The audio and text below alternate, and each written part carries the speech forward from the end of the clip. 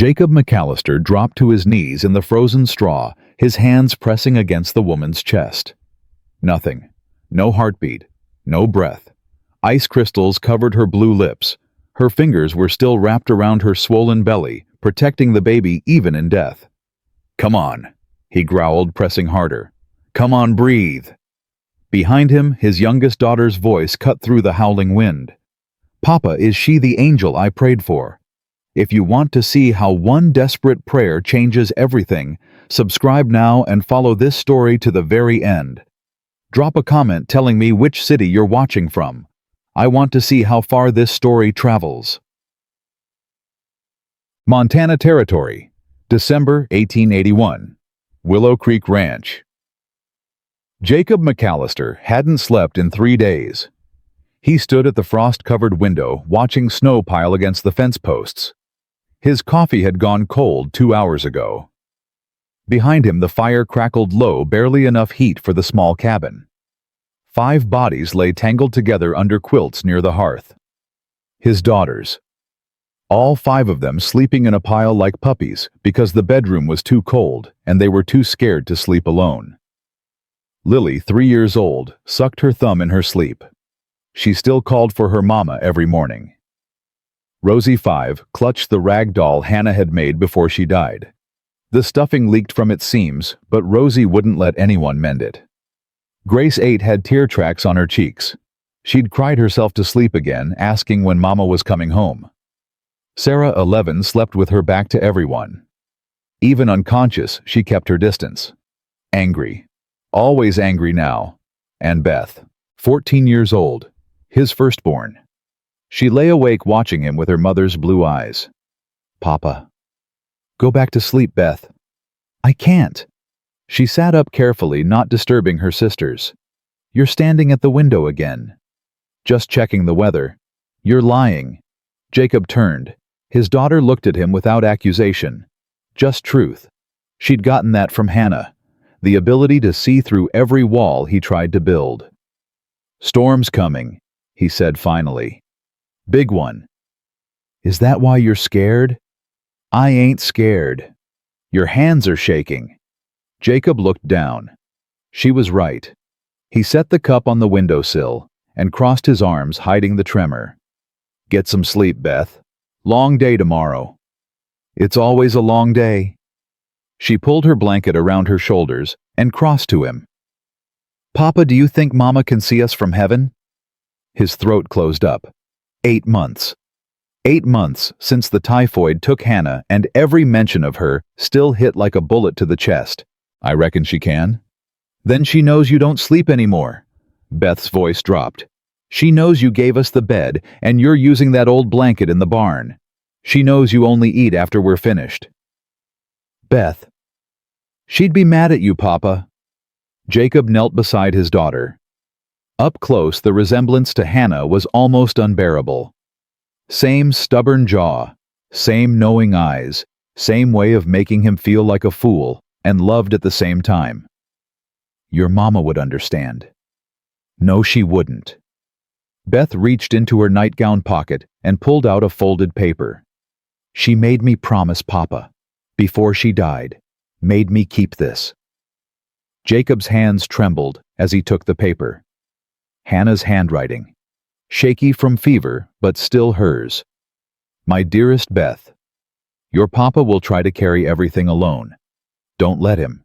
He thinks he's strong enough to bear it all. He's not. Nobody is. Watch over him for me. Remind him that it's not weakness to need somebody. Remind him that the girls need a father who's alive, not a ghost walking through the motions. And Beth, my sweet girl, don't let him close his heart. He'll want to. He'll think it's safer. But a closed heart is just a slow death. Make sure he finds someone to love again. Promise me. Your loving Mama." The words blurred. Jacob blinked hard, but the tears came anyway. "I read it every night," Beth whispered. "But Papa, I don't know how to help you. I'm only 14. I'm trying to be Mama for the girls, but I can't. Grace cries every night. Rosie won't eat unless I pretend the spoon is a bird. Sarah won't talk to anyone. And Lily, Her voice cracked. Lily keeps asking when Mama's coming home and I don't know what to tell her anymore. You tell her the truth. The truth makes her cry. Then you hold her while she cries. Beth grabbed his arm. But who holds you, Papa? Who holds you when you cry? Jacob had no answer. I see you. Beth continued, tears streaming now. Late at night when you think we're all asleep. I see you sitting by Mama's grave.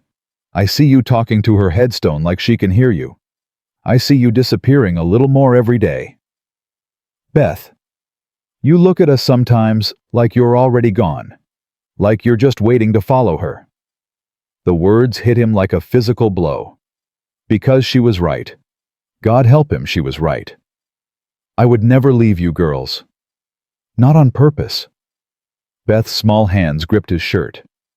But you're fading, Papa, and I don't know how to stop it. I promised Mama I'd take care of you, but I'm just a kid. I can't do it alone. Jacob gathered her into his arms. She clung to him, this child who'd been forced to grow up too fast, who'd taken on burdens no 14-year-old should carry. I'm sorry, he breathed into her hair. I'm so sorry, Beth. Don't be sorry. Just don't leave us. I won't. Promise. I promise. She pulled back, wiping her face with her sleeve. Her eyes took on a determined look he recognized. Hannah's look, the one that meant she'd made up her mind about something. I'm going to pray. Beth, Mama always said God listens to children because our hearts are still clean. She folded her hands and closed her eyes. Dear God, it's Beth again. I know I ask for a lot. I know I asked you to save Mama and you didn't. But this is different. This is about Papa. Jacob watched his daughter, her small face fierce with concentration. He's dying, God. Not his body, but his soul. He needs help. Real help. The kind that makes him smile again. The kind that makes him want to wake up in the morning. A small voice joined in. Grace had woken up. She crawled over and knelt beside her sister, folding her own hands. Please send somebody, Grace added. An angel or a person or anything. Rosie stirred, rubbing her eyes. What are we doing? Praying for Papa, Beth said. Rosie nodded solemnly and closed her eyes. Dear God, please help Papa. He's sad. Make him not sad.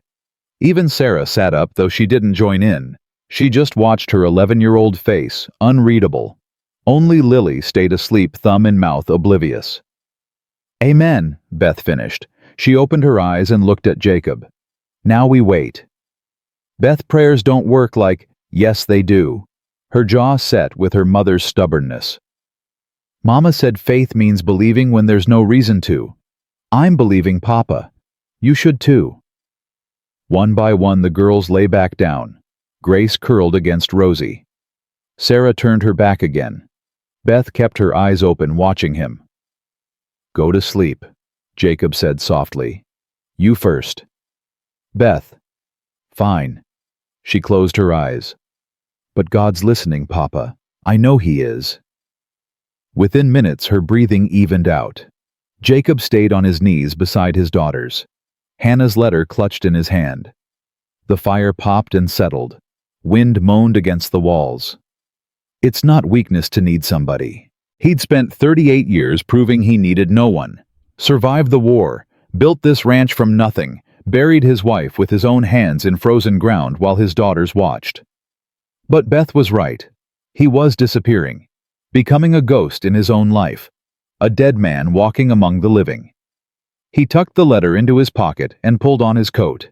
The sheep needed checking before the storm hit. Routine. Something to do with his hands, while his mind tore itself apart. The cold hit him like a wall when he opened the door. Already below zero, and the temperature was still dropping. He'd seen storms like this before. The kind that buried livestock. The kind that froze men solid where they stood. He made his way to the barn boots, crunching through fresh snow. The wind carried strange sounds. Howling, and something else. Something almost like crying. Jacob stopped. Listened. Nothing. Just wind. He kept walking. The barn door hung slightly open. Jacob frowned. He'd latched it himself 3 hours ago. Could have been wind, but the latch was sturdy. He'd built it himself. He pulled the door wider and stepped inside. His sheep stirred nervously in their pens. The horses stamped in their stalls. Something had spooked them. "Easy," Jacob murmured. "Easy now." He moved toward the back corner where he stored the winter feed. His mare Bonnie was stomping and snorting, her eyes rolling white. "What's got into you, girl?" Then he saw it. A shape in the corner, huddled in the straw. At first his mind registered rags. Discarded clothes, maybe. Or a feed sack that had blown in. Then the rags moved. Jacob's heart slammed against his ribs. He grabbed the lantern from its hook, struck a match, held the light forward. A woman. She lay curled on her side, half buried in straw. No coat, no shoes. Her dress was thin cotton torn at the shoulder, soaked through. Ice matted her dark hair. Her skin had gone gray-white. And her hands. Her hands were wrapped around her belly. Swollen. Pregnant. 7, maybe 8 months along. Jesus Christ. Jacob dropped beside her, pressed his fingers to her throat. A pulse. Faint. Thready. But there. "Ma'am? Ma'am, can you hear me?" Nothing. Her lips were blue. Her breathing so shallow he could barely see her chest move. She was dying. Right here in his barn. 3 feet from his sheep. Not again. The words tore from his throat. Not again. Not again. He stripped off his coat and wrapped it around her. Not enough. Nowhere near enough. He needed to get her inside, get her warm. But moving her could kill her just as surely as leaving her here. "Come on." He lifted her. God, she weighed nothing. Like a child. Like Hannah at the end. He cradled her against his chest. Her head lolled against his shoulder. "Stay with me. You hear me. Stay with me." He ran. The distance between barn and cabin had never seemed so far. Snow stung his eyes. Wind tried to rip her from his arms. His bad shoulder screamed with every step. Old war wound that never healed right. He kicked the door open. Beth was already sitting up, eyes wide. "Papa, what?" "Get blankets. All of them. Now." Beth moved without question. Behind her, the other girls stirred, confused and frightened. Jacob carried the woman to the hearth, laid her as close to the fire as he dared. She still wasn't moving. Still wasn't responding. "Is she dead?" Rosie's small voice trembled. "No." Jacob stripped off the woman's frozen dress with hands that wouldn't stop shaking. He'd done this before. Soldiers with frostbite. Men pulled from icy rivers. Wet clothes killed faster than cold air. "She's just very sick. Beth, those blankets." Beth appeared with an armful. Her face was pale but focused. "Is she going to be okay, Papa?" "I don't know." He wrapped the woman in every blanket they had, tucked them tight around her belly. Then he started rubbing her hands, her arms, her feet, trying to force warmth back into flesh that felt like marble. "Grace, get water heating. Sarah, more wood on the fire. Rosie, keep Lily back." The children moved. Even Grace, who'd been crying, ran to the water bucket. Sarah threw logs onto the fire, her face tight with something that might have been fear or might have been anger. Minutes passed. The woman's lips stayed blue. Her breathing stayed faint. Jacob kept rubbing, kept willing heat into her body, kept praying to a God he'd stopped believing in. "Please," he whispered, "don't do this. Don't die in front of my daughters." Beth knelt beside him. Her small hand covered his. "She's the one, Papa." "What?" "The one I prayed for." Beth's voice held absolute certainty. "God sent her to us. That's why she came to our barn instead of anyone else's." "Beth, she's just a woman who needed shelter." "No." Beth touched the woman's cold cheek with impossible tenderness. "She's our angel. I can feel it." As if in response, the woman's eyelids fluttered. Jacob leaned closer. "Ma'am, can you hear me?" Her eyes opened, dark brown, unfocused, terrified. She tried to scream. No sound came out, just a rasping gasp. Her hands flew to her belly, panic flooding her face. Easy, easy. Jacob caught her wrists gently. You're safe. You're inside. Nobody's going to hurt you. Her eyes darted around the cabin. Fire, children, unfamiliar walls. The terror didn't fade. Where? Her voice came out destroyed, raw from cold. Where am I? Willow Creek Ranch, Montana Territory. I'm Jacob McAllister. Found you in my barn. The baby? She struggled to sit up. Is the baby still? Far as I can tell, you need to stay still. You nearly froze to death. Tears spilled down her cheeks. She was shaking now, violent tremors as her body fought to warm itself. A good sign, actually. Meant she wasn't too far gone. I can't. She choked on the words. I can't go back. Please, please don't send me back. Back where? To him. Her voice dropped to barely a whisper. My husband. The word hung in the air. Jacob felt Beth stiffen beside him. Nobody's sending you anywhere tonight, he said carefully. Storm's too bad. You're staying here. He'll find me. She tried to sit up again. He's been following. I have to go. I have to keep moving. Ma'am. Jacob pressed her shoulder back down. Look outside.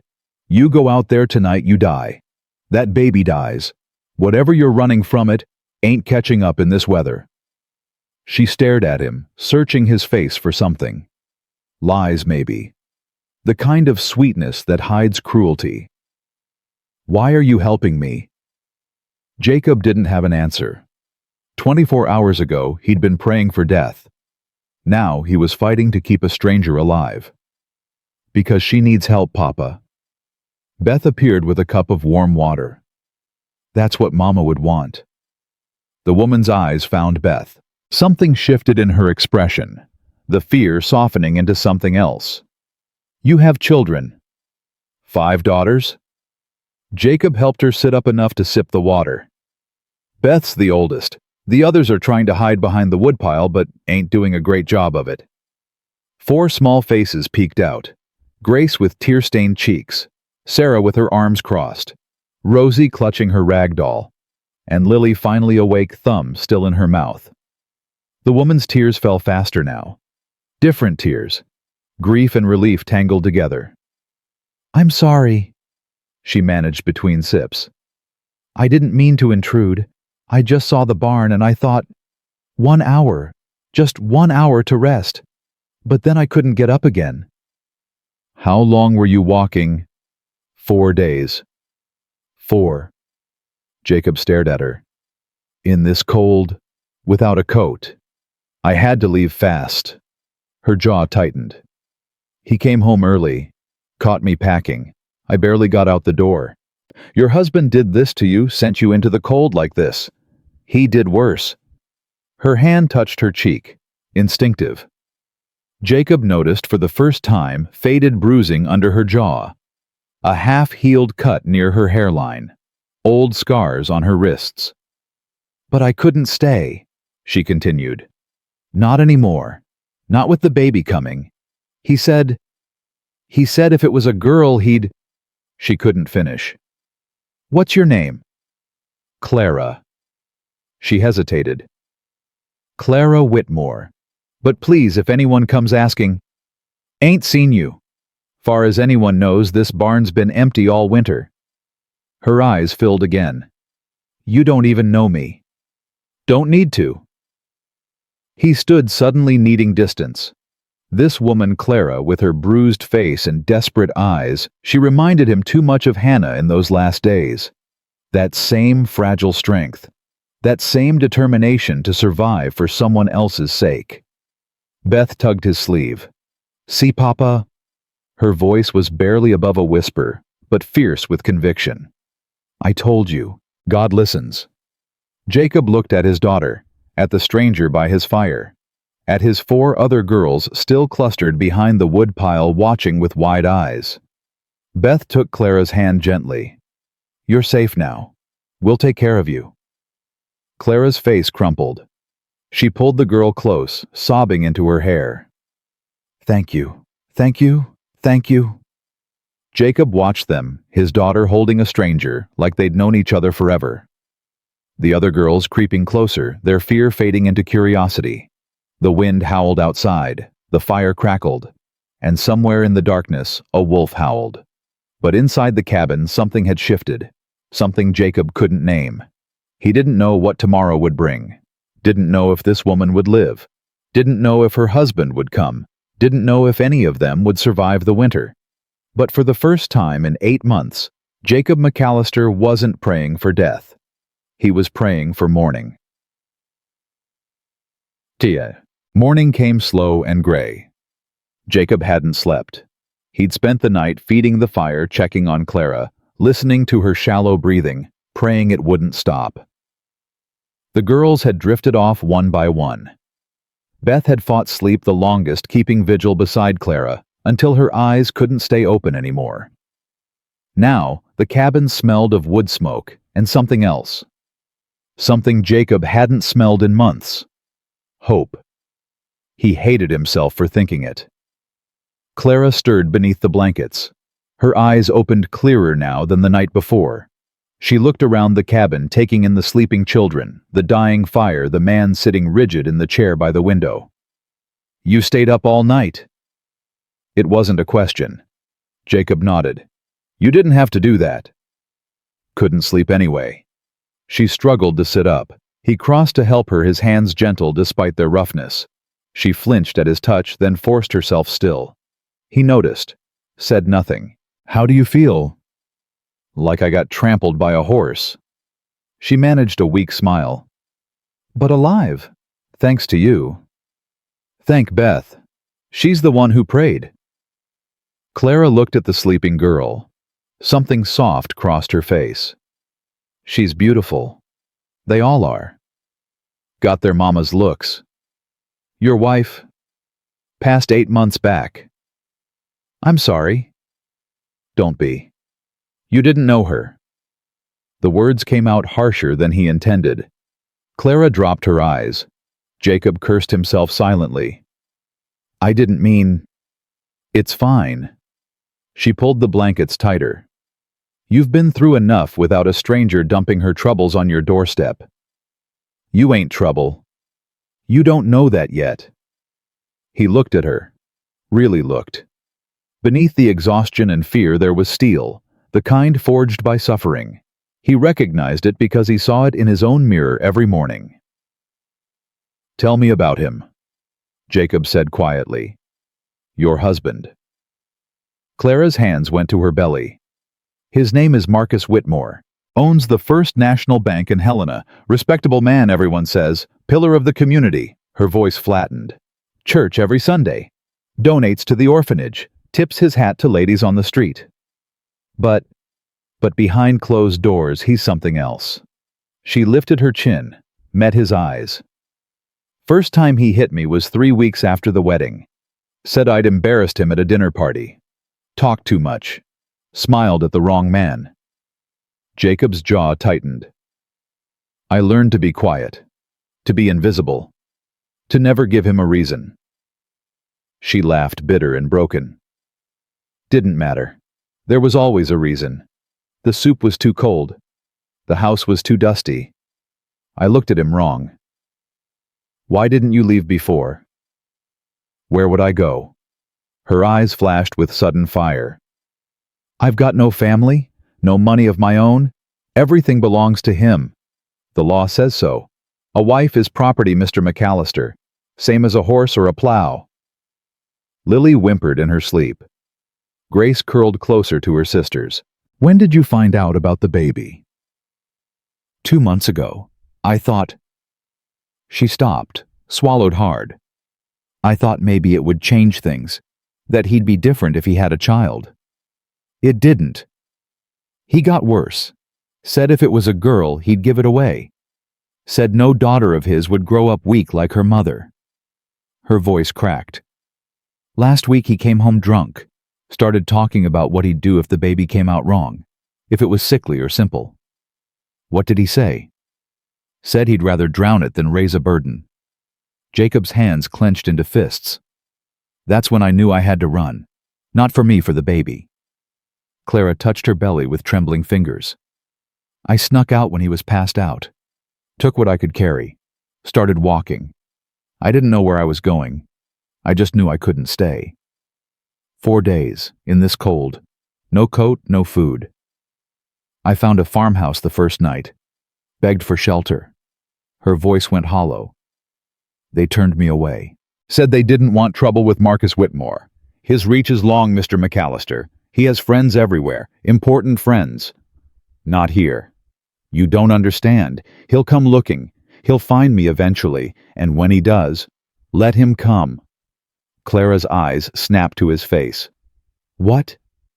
Jacob leaned forward, his voice low and steady. This is my land, my home. Any man who comes here looking to hurt a pregnant woman is going to have to go through me first. You'd risk that, for a stranger. My wife made me promise something before she died. Jacob's voice roughened. Said I had to keep living. Said I had to believe there was still good worth fighting for. He looked at his sleeping daughters. I ain't been keeping that promise. Been walking around like a dead man making my children watch their father disappear. He turned back to Clara. But you showing up in my barn, maybe it's a sign. Maybe it ain't. Either way, I ain't turning you out. Clara's tears fell silently. Why? Why would you do this? Because somebody should have helped you a long time ago. Jacob stood. And nobody did. He walked to the window, his back to her, giving her privacy to cry. Outside, the storm had buried everything in white. No tracks, no trails, just empty frozen wilderness. Whatever was coming, it would have to wait. Behind him, Beth's voice rose soft and sleepy. Papa, is she staying? Jacob turned. His daughter had woken, was watching him with hope burning in her eyes. Hope he hadn't seen there in months. Yeah, sweetheart. She's staying. Beth smiled. The first real smile since Hannah died. Good, she said simply. Mama sent her. I know she did. She lay back down and closed her eyes, that smile still on her face. Clara met Jacob's gaze across the room. 2 broken people, 2 shattered lives, connected by a prayer and a blizzard, and something neither of them could name. Thank you, she whispered. Jacob nodded once. Outside, the wind died down. The clouds began to break, and through a gap in the gray sky, a single ray of sunlight fell across the snow. Like a blessing, like a promise, like grace. The days that followed settled into something like routine. Clara grew stronger. Color returned to her cheeks. She started helping around the cabin despite Jacob's protests, mending clothes, stirring pots, teaching Lily how to count using dried beans. The girls took to her like flowers to sun. Lily was the first to break. 3 days after Clara arrived, the little girl crawled into her lap without asking, pressed her ear to Clara's swollen belly, and giggled. It's moving, Papa, the baby's moving. Jacob looked up from the harness he was mending. Clara's eyes were wet, but she was smiling. She likes you, Clara said softly. The baby. She kicks more when you're close. Lily's eyes went wide. It's a girl baby. I think so. I hope so. I want a sister. Lily patted Clara's belly with her small hand. You can share mine. I have 4 already. That's lots. Clara laughed a real laugh, surprised out of her. Jacob realized he'd never heard her laugh before. It changed her whole face. Rosie appeared at Clara's elbow, clutching her rag doll. Miss Clara, can you fix Molly? Her arm came off again. Let me see. Clara examined the doll with serious attention. Oh, this is a bad tear. But I think we can save her. Beth, do you have a needle and thread? I'll get it. Beth was already moving. Within an hour, all 5 girls had gathered around Clara. She mended Rosie's doll. She braided Grace's hair. She listened to Beth read from the family Bible. She let Sarah sit in silence, without trying to force conversation. And Jacob watched. He watched from the corner where he pretended to work on his harness. He watched the way Clara touched each daughter differently, gentle with Lily, patient with Rosie, warm with Grace, respectful with Beth. And with Sarah, she simply existed. No pressure, no demands, just presence. It was exactly what Sarah needed. On the fourth day, Sarah spoke to Clara for the first time. "You ain't our mother." The cabin went silent. Beth's face flushed with embarrassment. Grace looked ready to cry. Even Lily stopped playing. But Clara just nodded. "You're right. I'm not. So don't act like you are." "I won't." Clara met Sarah's hostile gaze without flinching. "I had a mother once. She died when I was about your age. Nobody could replace her. Nobody tried, but it wouldn't have mattered if they did." Sarah's jaw tightened. "Then why are you here?" "Because I had nowhere else to go. Because your father saved my life. Because—" Clara's hand moved to her belly. "Because I'm trying to protect my baby, the way your mother would have protected you." Something flickered in Sarah's eyes. Pain. Recognition. Things an 11-year-old shouldn't understand but did. "Mama died," Sarah said flatly. "She promised she wouldn't, but she did." "I know. She lied." "No." Clara's voice was gentle but firm. "She hoped. That's different." "What's the difference?" "A lie is something you know isn't true. A hope is something you want to be true so badly that you say it out loud, even when you're scared it won't happen." Sarah's chin trembled. Just barely. Then she turned and walked out of the cabin, slamming the door behind her. Beth started to rise. "I'll go. Let her be." Clara stopped her with a hand on her arm. "She needs to feel what she's feeling. Pushing it down only makes it worse." "How do you know?" "Because I pushed mine down for 4 years." Clara's smile was sad. "It nearly killed me." That night, after the girls were asleep, Jacob found Clara sitting by the fire, her hands resting on her belly. "You handled Sarah well today." She looked up. "She's angry." "She's been angry since her mama died." "She's not angry. She's scared." Clara shifted, making room on the bench. Jacob hesitated, then sat. "Anger is easier than fear, easier than grief. If you're angry, you don't have to feel the other things." Speaking from experience. 4 years of it. She stared into the flames. "I was angry at Marcus for a long time. Angry at myself for staying. Angry at God for not saving me. And now I'm just tired." She looked at him. "But less tired than I was. Thanks to you. Thanks to your daughters. They like you." "I like them." A small smile. "Beth is remarkable. 14 years old and running a household. Grace has the kindest heart I've ever seen. Rosie talks enough for 3 children, which I mean as a compliment. Lily is—" She laughed softly. "Lily is a force of nature. And Sarah? Sarah is the one I understand most."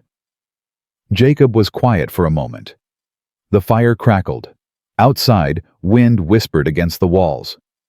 "Hannah would have liked you." Clara's breath caught. "You don't talk about her much." "Hurts too much." "I know." She hesitated. "What was she like?" Jacob closed his eyes.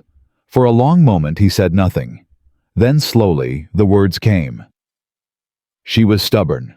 God, she was stubborn. Once she made up her mind about something, you might as well argue with a fence post. She wanted 5 children. I said 2 was plenty. She said 5, and here we are." Clara smiled. "She sang while she worked. Couldn't carry a tune to save her life, but she sang anyway. She made the best biscuits in Montana Territory. She laughed at her own jokes before she finished telling them." His voice roughened.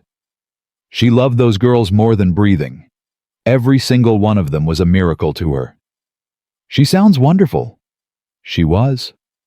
Jacob opened his eyes. "And then she wasn't, just like that." One day she was singing and making biscuits, and the next she was burning with fever. 2 weeks later I was digging her grave. Jacob. I begged God to take me instead, begged him every night. But he didn't listen. He took her and left me here with 5 daughters and no idea how to raise them alone. Clara reached out. Her hand covered his. He didn't pull away. She didn't leave you alone. She left you with them. With Beth and Sarah and Grace and Rosie and Lily. They're her legacy, Jacob. Every one of them has a piece of her. I know. Then you know she's not really gone. He looked at her. This woman who'd walked through hell to reach his barn. Who'd faced down death to save her baby. Who'd somehow, in the space of a few days, begun to thaw something frozen inside him. Beth prayed for you, he said quietly. The night before you came, she prayed for God to send someone to save me. And you think he sent me? I don't know what I think anymore. He turned his hand over, laced his fingers through hers. But I know I'm glad you're here. Clara's eyes filled with tears. Jacob, you don't have to say anything. I know it's too soon. I know you're married. I'm not. Her voice was fierce. Whatever piece of paper Marcus has, I stopped being his wife the first time he raised his hand to me. I stopped being his wife every time he made me feel worthless. I stopped being his wife the day I walked out his door. The law can go to hell. She squeezed his hand. I'm not going back. Not ever. If Marcus comes here, I'll face him. If he tries to take me, I'll fight. But I am not going back to that house, to that life, to being that woman who was too afraid to breathe. Jacob saw it then. The steel beneath the softness. The survivor beneath the victim. The woman Hannah would have called a kindred spirit. Then you won't. What? You won't go back? He turned to face her fully. You and that baby, you're under my protection now. This is your home for as long as you want it. Anyone who tries to take you is going to have to go through me first. You barely know me. I know enough. Jacob, I know you walked 4 days through a blizzard to save your child. I know you faced down death and won. I know my daughters smile more in the past week than they have in 8 months. His voice dropped. And I know that for the first time since Hannah died, I don't wake up wishing I hadn't. Clara was crying now, silent tears that streamed down her cheeks. I'm broken, she whispered. Marcus broke me. I don't know if I'll ever be whole again. Then we'll be broken together. Jacob lifted her hand to his lips, pressed a kiss to her knuckles. And maybe somehow we'll figure out how to heal. The moment stretched between them, 2 wounded souls reaching for each other in the dark. Then a small voice broke the silence. Papa? They both turned. Beth stood in the doorway of the back room, her eyes wide. Sorry, I didn't mean to. It's all right. Jacob released Clara's hand. What is it? Lily had a nightmare. She's asking for... Beth hesitated. She's asking for Miss Clara. Clara rose immediately. I'll go to her. She crossed to the back room, and Jacob heard her soft voice murmuring comfort, heard Lily's whimpers fade into silence. Beth stood there watching him. You like her? Beth, it's okay, Papa. She came to sit beside him. Mama would want you to be happy. She told me so. I know. Miss Clara is nice. She makes the girls laugh. She makes you laugh. Beth leaned against his shoulder. I think she's supposed to be here. I think this is why I prayed. It's complicated, sweetheart. Love is always complicated. She said it with the certainty of a 14-year-old who read too many books. But it's still love. Jacob put his arm around his daughter and held her close. When did you get so smart? I've always been smart. You just weren't paying attention. He laughed, a real laugh surprised out of him. It felt strange in his chest, almost painful, but good. The second week passed faster than the first. Clara's belly grew. The baby kicked more often, stronger each time. Lily had taken to pressing her ear against Clara's stomach every morning, reporting on the baby's movements like a doctor. She's awake, Miss Clara. She's kicking lots. Maybe she's hungry, Rosie suggested. Babies get hungry. She eats when Miss Clara eats, Beth explained patiently. That's how it works. That's weird. That's nature. Grace had started drawing again. For months after Hannah's death, she'd refused to touch her pencils. Now she filled page after page with pictures of the family. Jacob and the girls, Clara with her round belly. Even the sheep and horses got immortalized. This one's for the baby, Grace said shyly, showing Clara her latest work. For when she's born, so she knows what we all look like. Clara's eyes filled with tears. It's beautiful, Grace. She'll love it. Even Sarah was thawing. She still didn't talk much, but she'd stopped leaving the room when Clara entered. She'd started eating meals at the table instead of in the corner. And once when Clara dropped a spoon and couldn't bend down to get it, Sarah picked it up without being asked. Small things. But Jacob noticed. On the 12th day, the weather cleared. The snow stopped. The clouds parted. Jacob knew it was time to go to town. We need supplies, he told Clara over breakfast. And I need to hear what news is coming out of Helena. Clara went pale. You think Marcus? I don't think anything yet, but I need to know if anyone's been asking about you. I'll come with you. No, his voice was firm. You're 7 months along and not fully recovered. Beth will stay here with you and the girls. Jacob. I'll be back by nightfall. He stood pulled on his coat. Keep the doors locked. Don't let anyone in you don't know. Clara Rose grabbed his arm. What if he's already there? What if he's waiting for you? Jacob looked down at her hand on his arm. Small fingers. Still too thin, but strong. Then I'll handle it. You can't fight a whole town.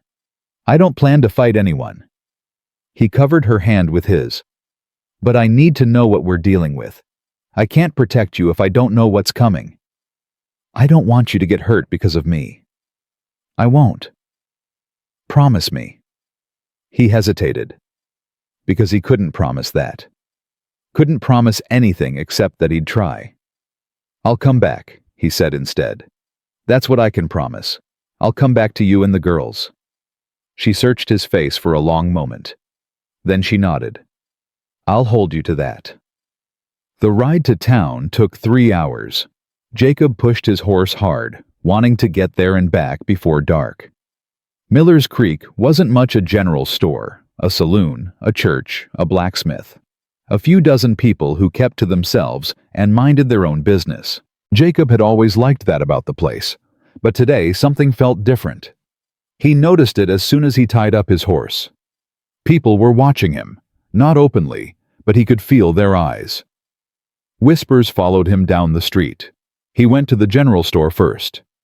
Morning, Martha. He tipped his hat to the woman behind the counter.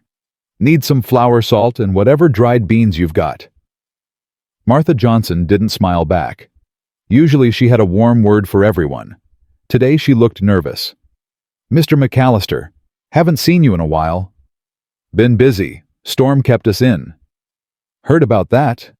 She started gathering his supplies, her movements jerky. Heard about some other things too. Jacob's gut tightened. What kind of things? There was a man here 3 days ago, well-dressed city type, asking questions about a woman. Dark hair, pregnant, might be traveling alone. Martha's eyes flickered to his face and away. Said she was his wife. Said she was sick in the head. Said he needed to find her before she hurt herself. What did you tell him? Nothing. Didn't know anything to tell. She set the flour on the counter. But he left his card at the saloon. Said there'd be a reward for anyone with information. Jacob forced his voice to stay calm. He say where he was heading. West. Said he'd be back. His name, Whitmore. Marcus Whitmore. Martha looked at him directly now. From Helena. Jacob said nothing. His heart was pounding, but he kept his face still. Mr. McAllister. Martha's voice dropped. There's been talk. About someone at your place. Someone new. Talk from who? Folks who saw smoke from your cabin. More smoke than usual for one man and 5 girls. She bit her lip. I ain't saying nothing to nobody, but other folks might not be so careful. Jacob paid for his supplies and turned to leave. Mr. McAllister. He stopped. That man Whitmore there was something wrong with him. Martha's voice was barely above a whisper. His eyes, cold like a snake. If that woman ran from him, I reckon she had good reason. Jacob nodded once. Thank you, Martha. He walked out into the cold. His mind raced as he loaded the supplies onto his horse. 3 days ago. Marcus had been here 3 days ago. That meant he could be anywhere by now. Could be heading back to Helena. Could be circling around. Could be watching this very moment. Jacob's hand moved to the rifle on his saddle. He scanned the street, the windows, the spaces between buildings. Nothing moved except the wind, but the feeling of being watched didn't go away. He mounted his horse and rode hard for home. The sun was setting when Jacob came over the ridge and saw his cabin. Smoke curled from the chimney. Lamplight glowed in the windows. Everything looked peaceful, but he didn't slow down until he was at the door. Clara? He burst inside, startling everyone. Clara, where? Here. She appeared from the back room, Lily on her hip. What's wrong? What happened? The girls were staring at him. Beth's face had gone white. Papa? Jacob forced himself to calm down. Scaring them wouldn't help. Everyone's fine. He took a breath. I need to talk to Miss Clara. Alone. Beth nodded slowly. Come on, girls. Let's check on the sheep. But it's cold. Put on your coats, now. They filed out, Sarah casting one last suspicious look over her shoulder. Clara set Lily down. Go with your sisters, sweetheart. But... Go. Lily went. As soon as the door closed, Clara turned to Jacob. He's here, isn't he? Marcus is here. He was here, 3 days ago. Came through town asking about you. Jacob crossed to her, took her hands. He's gone now, but he'll be back. Martha at the store, she heard talk. People know there's someone at my place. It won't be long before he puts it together. Clara's face had gone gray. I have to leave. No. Jacob, I won't put your daughters in danger. I said no. He gripped her hands tighter. We talked about this. You're staying. I'm protecting you. Nothing's changed. Everything's changed. He's coming. He'll bring men guns. Let him. You can't fight him alone. Then I won't be alone. Jacob's jaw set. I've got neighbors. Good people who don't take kindly to men who hurt women. I've got Ezra Blackwood, used to be a Texas Ranger. I've got the whole damn valley if I need it. These people don't even know me. They know right from wrong. That's enough. Clara was shaking. Her whole body trembled like a leaf in the wind. You don't understand what he's like. You've never seen him when he's angry. He destroyed a man's business once because the man looked at me too long. Just looked. The man lost everything. His store, his home, his family. Marcus did that with one word to the right people. This ain't Helena. His words don't carry weight here. They carry guns. So do I. She stared at him, tears streaming down her face. Why are you doing this? You have 5 daughters, 5 little girls who need their father. How can you risk everything for someone you barely know? Jacob was quiet for a moment. Then he spoke, his voice rough with emotion. When Hannah got sick, I prayed every night. Begged God to save her. Begged him to take me instead. Begged him to give me a sign, any sign that he was listening. He lifted Clara's chin, forced her to meet his eyes. He didn't answer. She died anyway. And I stopped believing, stopped praying, stopped hoping for anything. Clara's tears fell faster. Then Beth prayed for me, prayed for God to send someone to save me. And the next morning, you were in my barn, freezing, dying, but there." His voice cracked. "You want to know why I'm doing this? Because maybe this is my answer. Maybe you're my answer. Maybe after all these months of silence, God finally sent me something worth fighting for. Jacob." "I ain't letting you go, Clara. Not to Marcus. Not to fear. Not to anything." He pulled her close, wrapped his arms around her. "You're mine now. Mine to protect. Mine to care for. And I will burn down the whole damn territory before I let anyone take you away." She sobbed against his chest. Great wrenching sobs that shook her whole body. He held her through it, stroking her hair, murmuring comfort. "I'm scared," she whispered finally. "I'm so scared." "I know. I'm scared too." "You are terrified." He kissed the top of her head. "But I'd rather be scared and fighting than safe and alone. Wouldn't you?" She pulled back, looked up at him. Her eyes were red, her face streaked with tears. But she was smiling. "Yes," she whispered. "I would." The door burst open. Lily tumbled in, followed by her sisters. "Papa, it's cold. Can we come back in now?" Jacob laughed. The tension broke like a fever. "Yeah, sweetheart, come on in." The girls piled inside, bringing cold air and chatter and life. Beth's eyes found Jacob's face, asking a silent question. He nodded once. Later. He'd explain later. "Miss Clara." Lily pulled at Clara's hand. "The baby kicked while you were talking. Beth felt it." "Did she now?" "She's gonna come soon, right?" "When's she gonna come?" "Not for a while yet, sweetheart." "But I want her now." "Lily." Sarah's voice cut through. Everyone went quiet. The 11-year-old was looking at Clara with an expression Jacob couldn't read. "Are you okay?" Clara blinked. "Yes, I'm fine." "You've been crying." "I have." "Why?" Clara glanced at Jacob. He gave her a small nod. "Because I'm scared," Clara said simply. "And sometimes when people are scared, they cry." Sarah considered this. "What are you scared of?" "Something that might happen. Something bad." "Like Mama getting sick." "Something like that." Sarah was quiet for a long moment. The other girls held their breath. "Papa's not gonna let anything bad happen to you," Sarah said finally. "He didn't let anything bad happen to us. Even when Mama died, he kept us safe." Clara's eyes welled up again. "I know he will. So stop crying." Sarah's voice was gruff, but her eyes were soft. "Crying doesn't help anything. Mama said that. Your mama was a smart woman." "Yeah."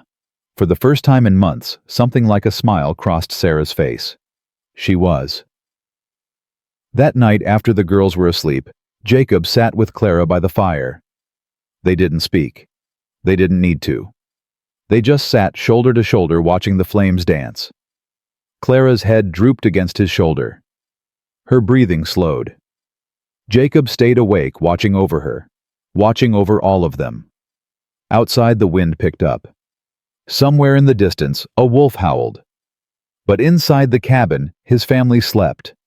Safe. Warm. Together. He thought of Marcus Whitmore out there in the dark. Hunting. Searching. Let him come, Jacob thought.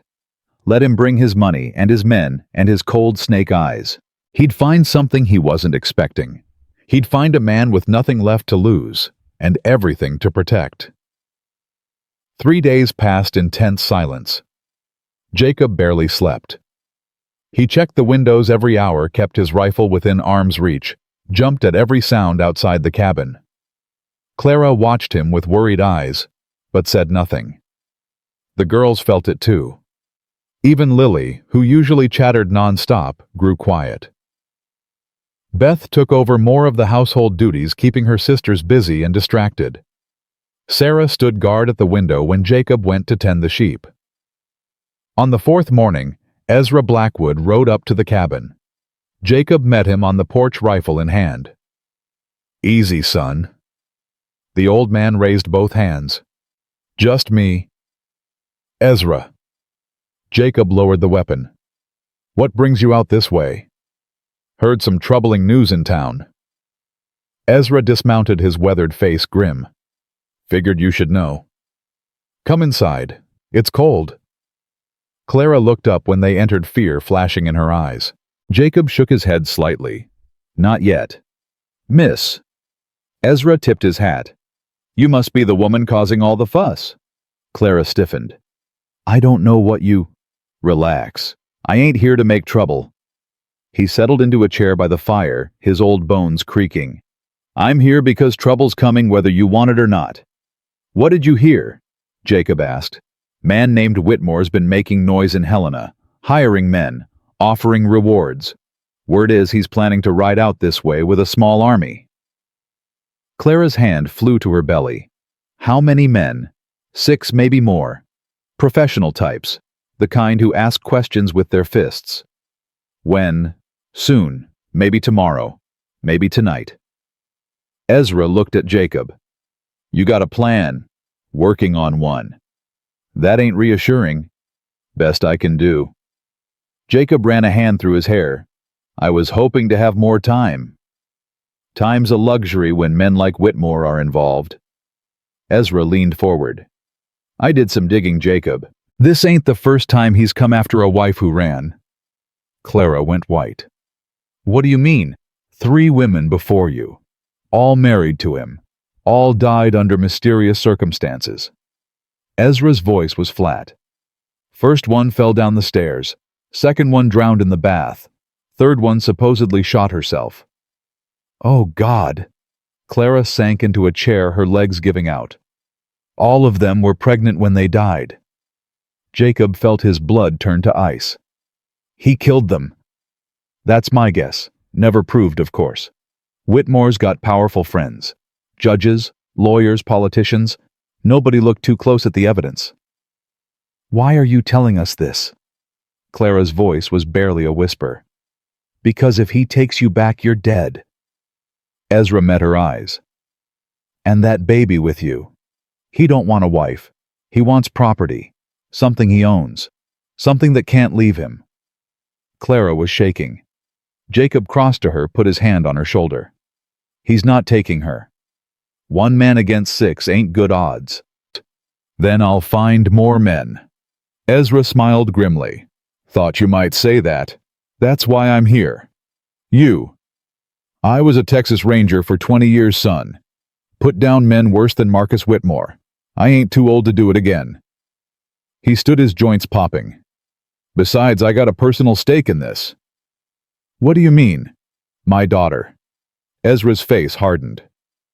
Worked for Whitmore 3 years back. Came home with bruises she wouldn't explain. Quit after 2 months and never said why. But I knew. I always knew. Clara looked up. I'm sorry. Don't be. Just let me help put this son of a bitch where he belongs. Jacob extended his hand. Ezra shook it. Thank you. Don't thank me yet. We got work to do. They spent the day preparing. Ezra rode to neighboring ranches, calling in favors, spreading the word. By evening, 4 more men had arrived: Tom Henderson from the North Ridge, his 2 sons, and old Samuel Gray, whose wife had died the same year as Hannah. They gathered in Jacob's cabin, crowded around the small table. Clara served coffee with trembling hands. The girls stayed in the back room, Beth keeping watch over her sisters. 6 of us against maybe 8 of them, Tom said, rubbing his beard. I've seen worse odds. They'll have better guns, his older son pointed out. City types always do. Better guns don't mean better aim. Samuel spit into the fire. I've shot deer at 300 yards. These fellas probably never fired at anything that moved.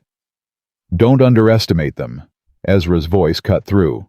They're hired guns, not businessmen. Whitmore picked them for a reason. So what's the plan? Everyone looked at Jacob. He took a deep breath. This wasn't what he'd wanted. Wasn't what he'd imagined when Clara stumbled into his barn. But here they were. They'll come from the main road. Only way to get wagons through. That means they'll pass the old Miller place before they reach us.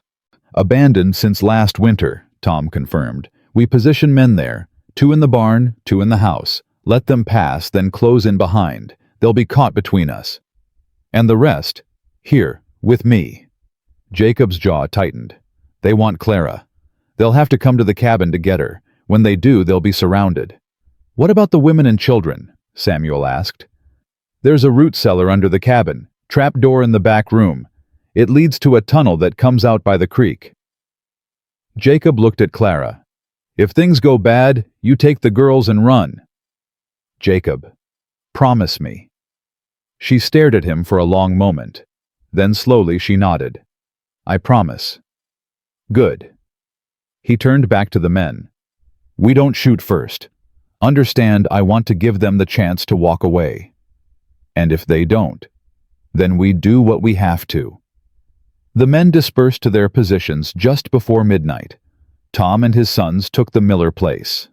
Samuel and Ezra stayed at the cabin with Jacob. Clara sat by the fire, unable to sleep. The girls had finally drifted off, exhausted by fear and confusion. Beth had wanted to stay up to help somehow, but Jacob had insisted.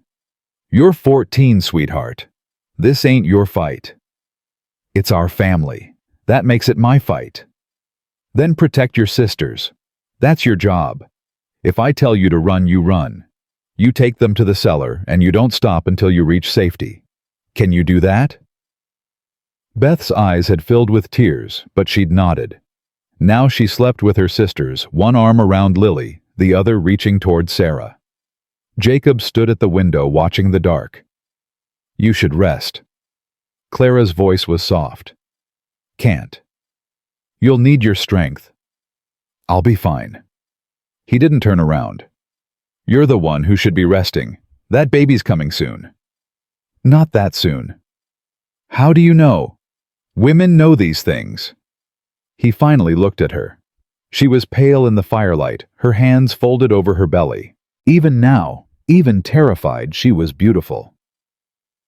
I'm sorry, he said quietly. For what? For bringing this on you. On my daughters. You didn't bring anything. Marcus did. He's the one who can't let go. He's the one who'd rather destroy me than see me happy. She stood cross to him. You saved my life, Jacob. You gave me a home, a family. Whatever happens tomorrow, I don't regret any of it. Clara. I love you. The words hung in the air between them. I know it's too soon. I know we barely know each other. But I love you. I've loved you since that first night when you carried me through the snow. When you looked at me like I was worth saving. Jacob's throat tightened. You are worth saving. Marcus made me believe I wasn't. For 4 years he made me believe I was nothing, that nobody would ever want me, that I was lucky to have him because no one else would take me. He lied. I know that now. She touched his face, her fingers gentle on his stubbled cheek. You showed me. Your daughters showed me. This whole crazy, broken, beautiful family showed me. I love you too. The words came out rough, scraped from somewhere deep inside. I didn't think I could. After Hannah, I thought that part of me was dead. But you... He pulled her close, pressed his forehead to hers. You brought me back. Then we saved each other. Reckon we did. He kissed her. Soft at first, then deeper. She melted against him, her belly pressed between them. Somewhere inside, the baby kicked. They both laughed, breaking apart. She's got opinions, Clara said, wiping her eyes. Wonder where she gets that? Probably from all 5 of her sisters. Jacob felt his heart swell. You mean that about the girls? They're mine now, just like this baby is yours. Clara's voice was fierce. Family isn't about blood, Jacob. It's about choice. And I choose them. All of them. Behind them, a small voice spoke. Really? They turned. Sarah stood in the doorway of the back room, her face uncertain. Sarah. Clara stepped toward her. I thought you were asleep. I heard everything. Sarah's chin trembled. You really want us. Even me. Especially you. Clara knelt down, putting herself at Sarah's eye level. I know I'm not your mama. I'll never try to replace her. But if you'll let me, I'd like to love you. If you'll let me, I'd like to be part of your family. Sarah was quiet for a long moment. Then slowly she walked forward. And for the first time since Hannah died, she let someone hold her. Clara wrapped her arms around the girl, and Sarah clung to her, sobbing quietly. I miss her so much. I know, sweetheart, I know. I've been so angry. That's okay. You're allowed to be angry. But I don't want to be angry anymore. Sarah pulled back, her face wet. I want. What do you want? I want a family again. A real family. Clara smiled through her own tears. Then that's what we'll be? Jacob watched them, his chest aching with something he couldn't name. Love, maybe. Hope. The feeling that despite everything, something good was happening here. Then Samuel's voice came from outside. Riders coming. Everything changed in an instant. Jacob grabbed his rifle. How many? Can't tell yet. Coming from the main road. Fast. Clara, get the girls. Now. Clara released Sarah. Go wake your sisters. Quietly. Don't scare Lily. But do it, Sarah. Now. Sarah ran. Jacob pressed a quick kiss to Clara's forehead. Remember what I said. If things go bad, I know. She grabbed his hand. Come back to me. Always. He stepped onto the porch. The night was clear and cold. Moonlight reflected off the snow, bright enough to see. Riders approached. 6 of them. No 7. They rode in formation, professional and deliberate. Samuel and Ezra took positions on either side of the porch, rifles ready. Remember, Jacob said quietly, don't fire first. Understood. The riders stopped 50 yards from the cabin. One of them moved forward, a well-dressed man on a fine horse. Even in the moonlight, Jacob could see his cold eyes, his confident smile. Marcus Whitmore.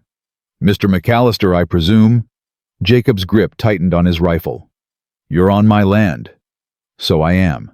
And you have something that belongs to me. There's nothing here that belongs to you. My wife would disagree. Marcus dismounted slowly, brushing snow from his expensive coat. Adeline. That's what she calls herself now, isn't it? Though her real name is Clara. Clara Whitmore. My wife. Not anymore. The law says differently. Marcus took a step forward. She made vows. Before God and witnesses, till death do us part. Those words mean something, Mr. McAllister. So does love, honor, and cherish. You broke those vows the first time you raised your hand to her. Marcus's smile flickered. She's been telling stories. Women do that. They exaggerate. They twist things to make themselves look like victims. The bruises on her face weren't exaggerated. An accident. She fell. Into your fist. The hired guns shifted hands, moving toward their weapons. Marcus raised a hand, stopping them. I didn't come here to fight Mr. McAllister. I came to collect what's mine. Give me Clara and the child she's carrying and we'll ride out of here. No harm done. And if I don't, Marcus's eyes went cold. Then harm will be done. Quite a lot of it. Jacob felt the fear in his gut, but he didn't let it show. You know what I think, Whitmore? I think you're scared. Excuse me? Scared that she got away. Scared that she's happy without you. Scared that a woman you thought was property turned out to be stronger than you'll ever be. Marcus's face twisted. You don't know what you're talking about. I know about the others, the 3 women before Clara. I know what happened to them. For the first time, something like worry crossed Marcus's face. That's a serious accusation. It's the truth. You killed them, all of them. And you would have killed Clara too if she hadn't run. You can't prove any of that. Maybe not, but I can keep her safe from you, and I will. Jacob raised his rifle. So here's my counteroffer. You turn around right now, ride back to Helena, and never come near this ranch again. Do that, and you might live to see morning. Marcus laughed. You're outnumbered, McAllister. 7 against 3. Even a fool can do that math. Your math's wrong. A voice came from behind the riders. Tom Henderson stepped out of the darkness, rifle aimed. Evening, gentlemen. His sons appeared from the other side, flanking the hired guns. Looks like we got ourselves a situation, Tom's older son said. The riders spun confusion on their faces. They were surrounded. Marcus's confident smile finally cracked. This changes nothing. These are my legal employees and Clara is my legal wife. Any violence against us is a crime. Legal wife. A new voice cut through the night. Old Martha Johnson stepped forward, wrapped in a heavy shawl. I've been listening to this conversation from behind that tree, Mr. Whitmore, and I recall you telling me in town that your wife was sick in the head. Couldn't be trusted. Now you're claiming she's legally yours. Mrs. Johnson. I also recall hearing about those other wives of yours, the ones who died so tragically. Martha's voice dripped with contempt. Funny how many accidents happen around you. More figures emerged from the darkness. The Miller family. The Grays.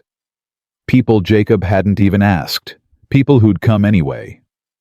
We don't take kindly to men who hurt women in this valley, Tom said.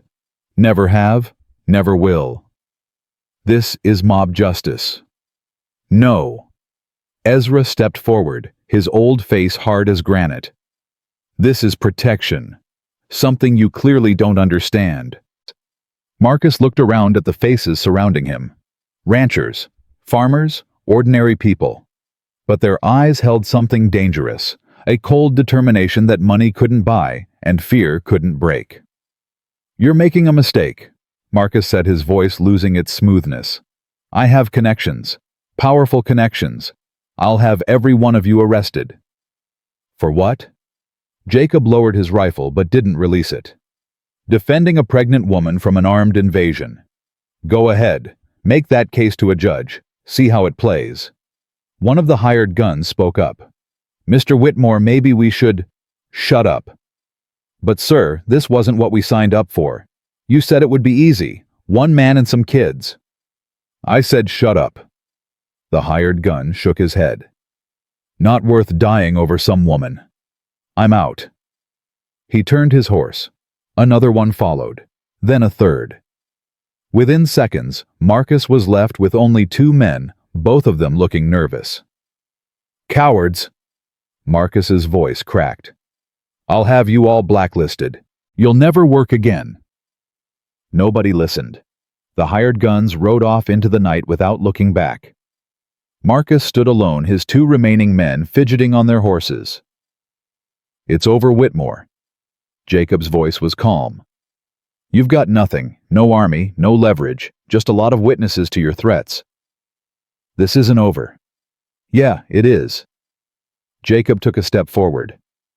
Here's what's going to happen. You're going to get on your horse. You're going to ride back to Helena. And you're going to forget that Clara Whitmore ever existed. I'll never... If you ever come near her again, if you ever send men after her, if you ever so much as think about her, I will find you, and I will end you. Jacob's voice dropped to a growl. Do we understand each other? Marcus stared at him. The hatred in his eyes was terrible, bottomless. But underneath it, Jacob saw something else. Fear. This isn't over, Marcus repeated. But his voice shook. Yes, it is. Jacob raised his rifle, pointed it at Marcus's chest. Now get off my land, before I change my mind about letting you leave. For a long, terrible moment, nothing moved. Then, Marcus mounted his horse. His 2 remaining men followed. You'll regret this, McAllister. I swear to God you'll regret this. The only thing I regret is not pulling this trigger. Marcus wheeled his horse and rode into the darkness. His men followed their hoofbeats, fading into the night. Jacob stood there watching until even the sound disappeared. Then his legs gave out. He sat down hard in the snow, his whole body shaking. The rifle slipped from his nerveless fingers. "Jacob!" Clara's voice. She was running from the cabin, her belly swaying. "Jacob, are you hurt?" "No."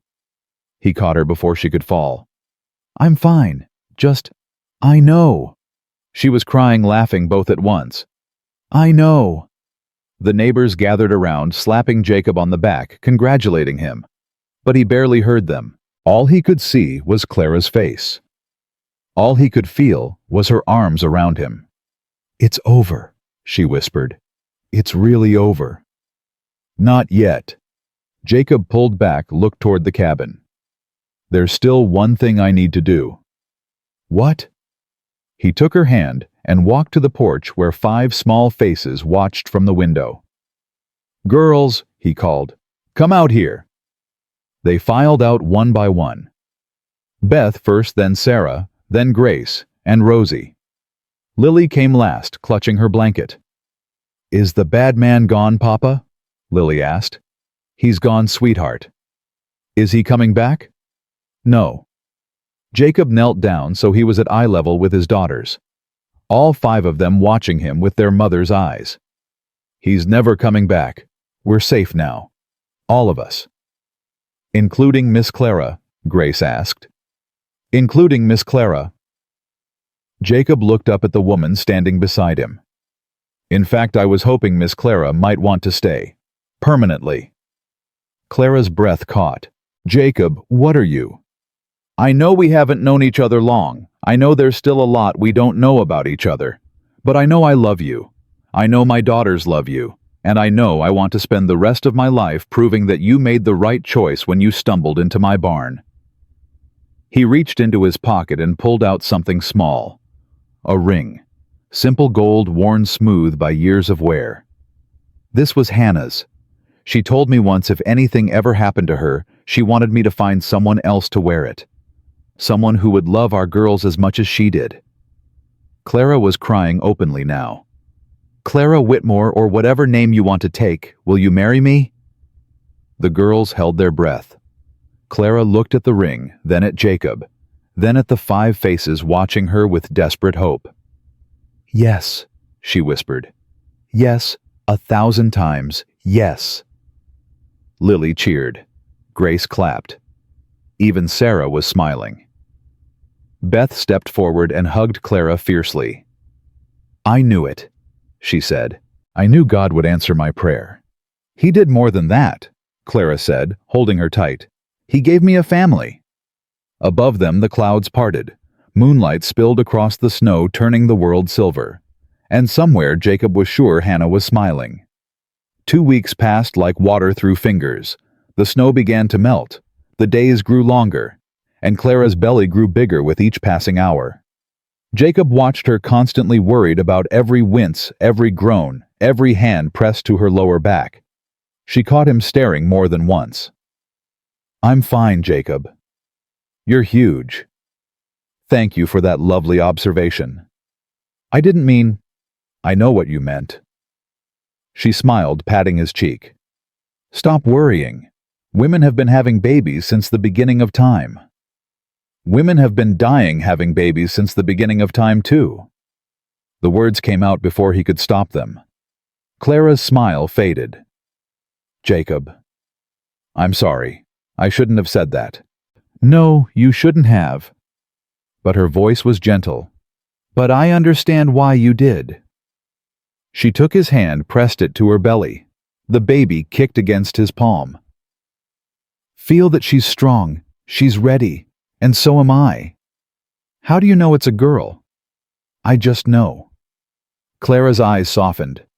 "The same way I knew walking into your barn was the right thing to do. The same way I knew you were worth trusting." "You could have been wrong about me." "But I wasn't." She kissed him softly. "And I'm not wrong about this either." The girls had thrown themselves into wedding preparations with terrifying enthusiasm. Beth took charge of the planning, making lists, and assigning tasks with military precision. Sarah helped clean the cabin from top to bottom, scrubbing floors and washing windows until everything gleamed. Grace made decorations from dried flowers and ribbon scraps. Rosie practiced throwing imaginary petals down an imaginary aisle, and Lily appointed herself official taste tester for everything Martha Johnson brought over from town. "This pie is good," Lily announced solemnly, her face covered in blueberry. "The baby will like it." "The baby can't eat pie yet, silly," Rosie said. "Can too." "Cannot." "Girls," Clara's voice cut through. "Both of you outside. Go help your father with the sheep." They ran off, still arguing. Clara sank into a chair, her hand pressed to her back. Beth appeared instantly. "Are you okay? Is it time? Should I get Papa?" "I'm fine, sweetheart, just tired." "You should rest." "I've been resting for 2 weeks. Any more rest, and I'll turn into furniture." Beth smiled, but her eyes stayed worried. She'd been watching Clara as closely as Jacob had. "Beth." Clara patted the chair beside her. "Sit with me." Beth sat. "I want to talk to you about something." "What?" "When the baby comes." Clara hesitated. "Things might get scary for a little while. I need you to know that's normal. Babies don't come easy. There's pain and mess and a lot of noise." "I know. I was there when Lily was born." "That's right. You were." Clara took her hand. "So you know what to expect, and I need you to help the others understand. Keep them calm. Keep them busy. Can you do that?" "Of course." "And Beth," Clara's voice dropped, "if something goes wrong—" "Nothing's going to go wrong." "But if it does—" Clara squeezed her hand. "I need you to know how much you mean to me. How much all of you mean to me. These past weeks have been the happiest of my life." "Miss Clara, let me finish." Clara's eyes were bright with unshed tears. "Your mother was an amazing woman. I can see her in every one of you, in Beth's strength, in Sarah's fire, in Grace's kindness, in Rosie's joy, in Lily's stubbornness." Beth laughed despite herself. "I could never replace her. I wouldn't try. But I hope I can honor her by loving you all as much as she did." Clara touched Beth's face. "You especially. You've had to grow up so fast. You've carried burdens no 14-year-old should carry. But you did it with grace and courage. Your mother would be so proud." "You really think so?" "I know so." Clara smiled. "And I'm proud too. Proud to call you my daughter, if you'll have me." Beth's eyes filled with tears. She threw her arms around Clara, hugging her as tight as she dared. "I'll have you," she whispered. "We all will."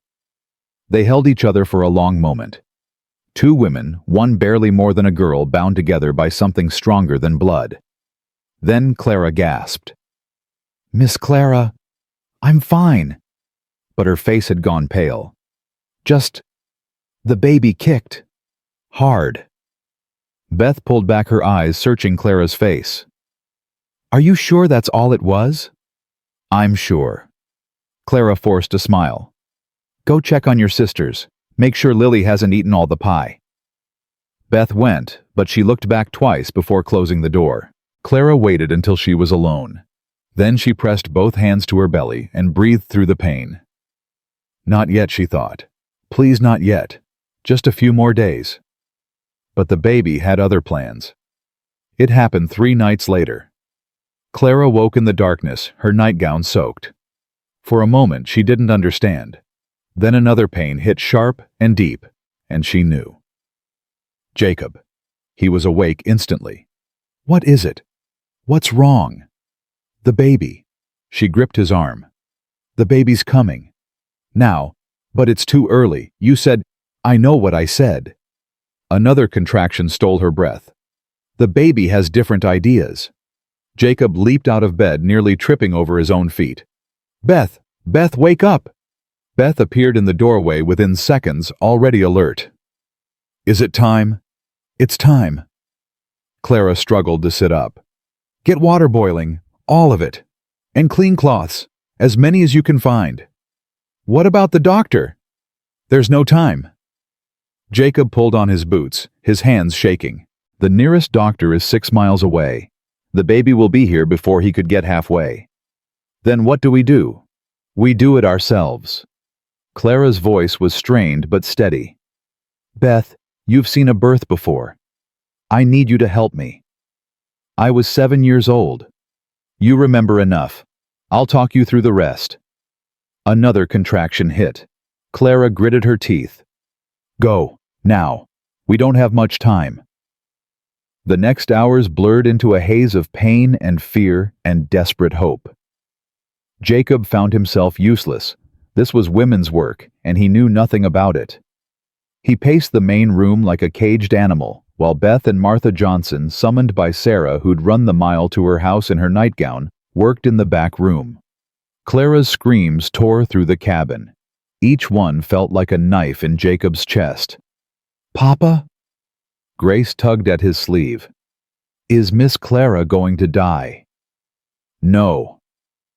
The word came out harsher than he intended. No, sweetheart. She's going to be fine.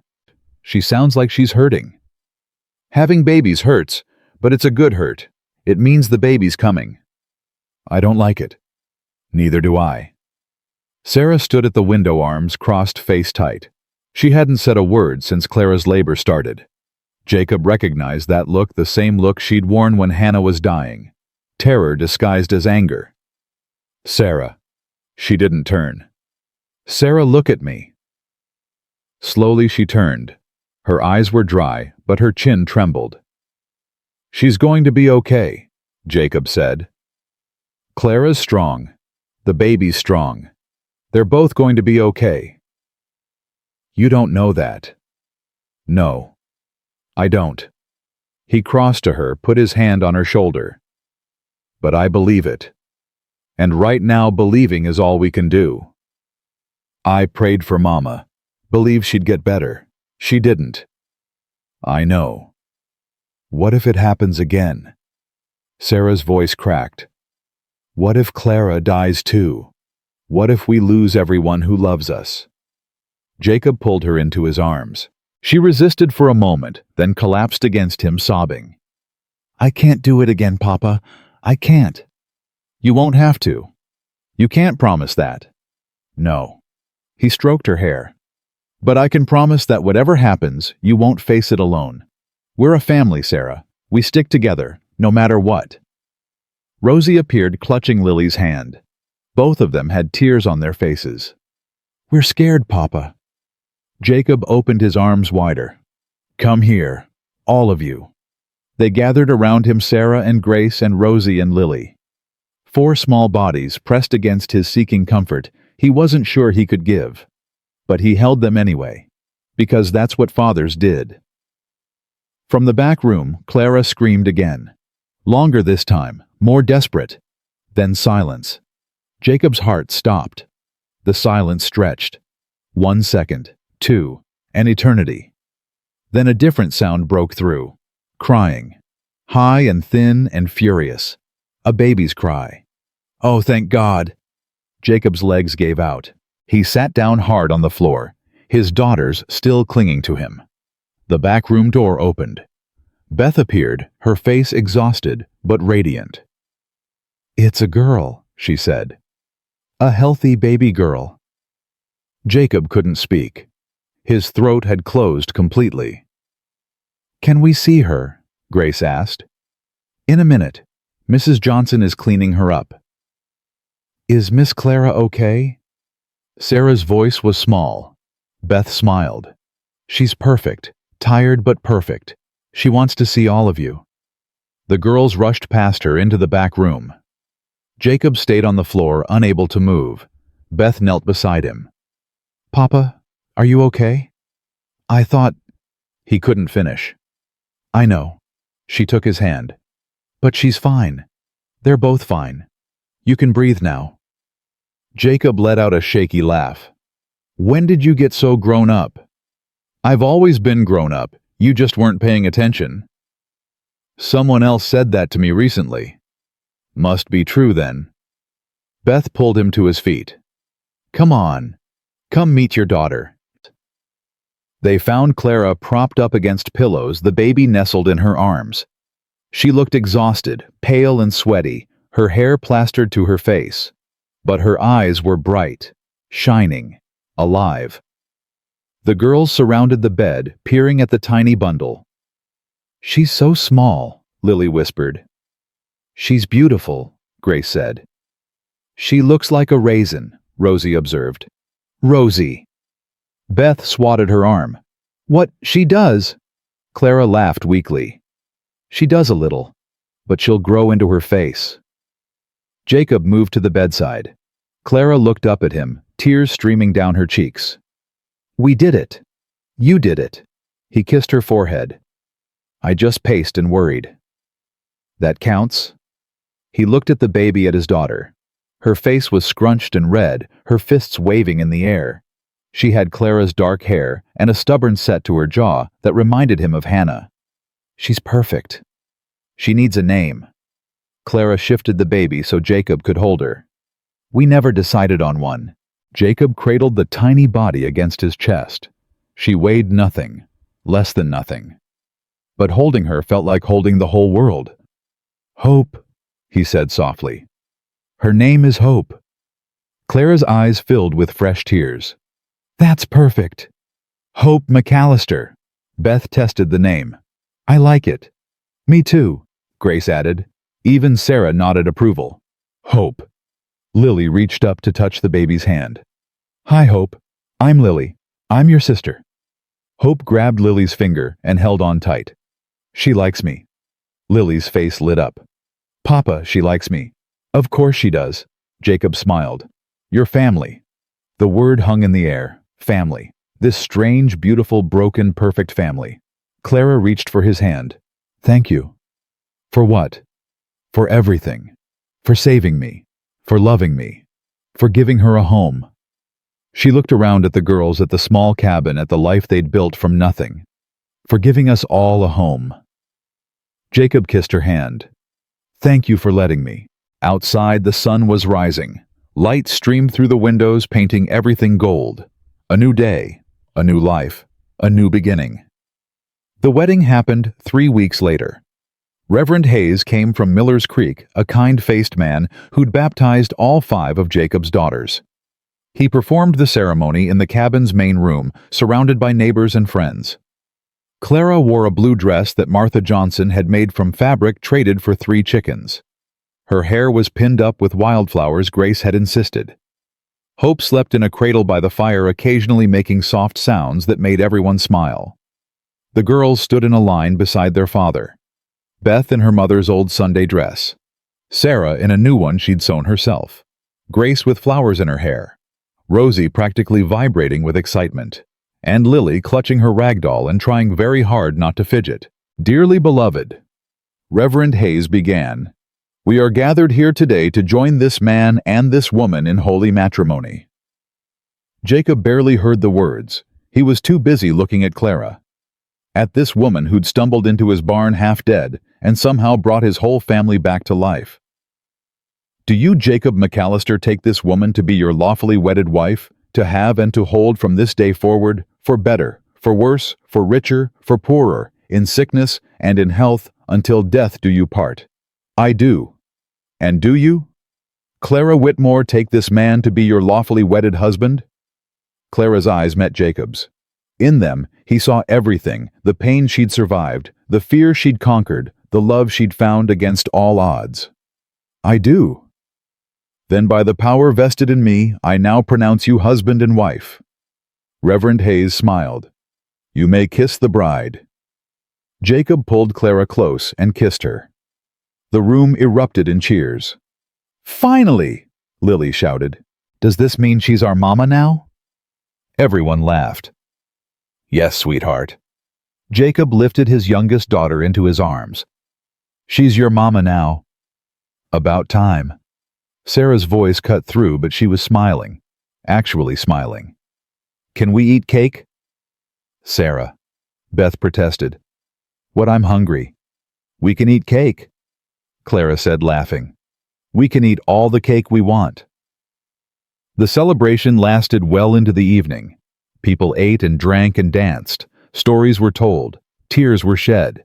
Ezra Blackwood got drunk and sang old Texas songs until his voice gave out. Through it all, Jacob watched his family. Beth dancing with Tom Henderson's oldest son, her face flushed with happiness. Sarah actually laughing at something Grace said. Rosie spinning in circles until she fell dizzy. Lily asleep in Martha Johnson's lap, thumb in mouth.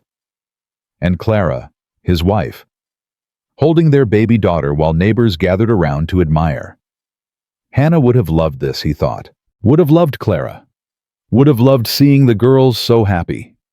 As if sensing his thoughts, Clara looked up and caught his eye. She smiled that smile he'd fallen in love with and mouthed 2 words. "Thank you."